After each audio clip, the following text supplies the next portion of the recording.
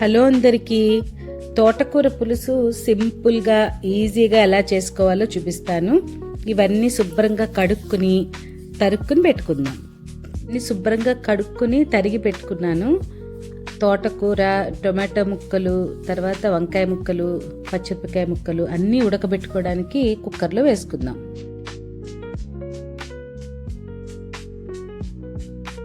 ఇప్పుడు ఇందులో 1 స్పూన్ ధనియాల పొడి వేసుకుందాము. తర్వాత కొంచెంగా పసుపు, రుచికి తగినంత ఉప్పు, తర్వాత చిన్న బెల్లం ముక్క, పులుపు కోసం ఇంకొంచెం చింతపండు రసం కూడా పిండుకుంటాము.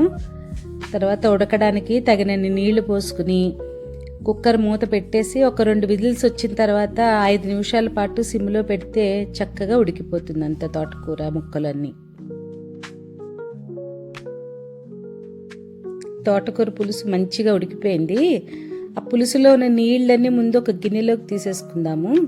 తీసుకుని ఒక మ్యాషర్ తీసుకుని దాంతో చక్కగా మెత్తగా చేసుకుంటే పులుసు అంతా దగ్గరికి వస్తుంది మంచిగాను.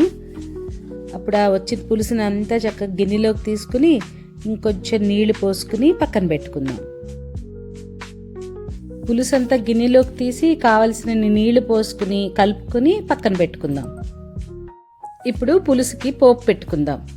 పోపుకి సరిపోయేంత నూనె వేసుకుందాం. నూనె వేడైపోయింది. కొద్దిగా మెంతులు, ఆవాలు వేసి వేయించుకుందాం. మెంతులు, ఆవాలు వేగిపోయాయి. ఒక 3-4 ఎండుమిరపకాయ ముక్కలు వేసుకుందాం. కొద్దిగా ఇంగువ, కాస్త కరివేపాకు వేసి పోపంతా మంచిగా వేయించుకుందాం. పోపంతా పులుసులోకి వేసేసుకుని ఒక 5 నిమిషాలు మరిగించుకుంటే సరిపోతుంది పులుసు.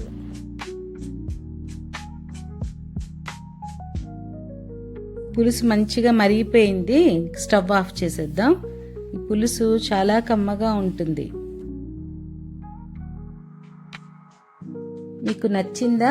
నచ్చితే ఒక లైక్ వేయండి. ఈ తోటకూర పులుసు తప్పకుండా ట్రై చేయండి. చాలా త్వరగా సులువుగా చేసుకోవచ్చు. తోటకూర ఆరోగ్యానికి కూడా చాలా మంచిది కదా. ఇలా చేసుకుంటే కొంచెం ఎక్కువగా తినగలుగుతాము. Thanks for watching.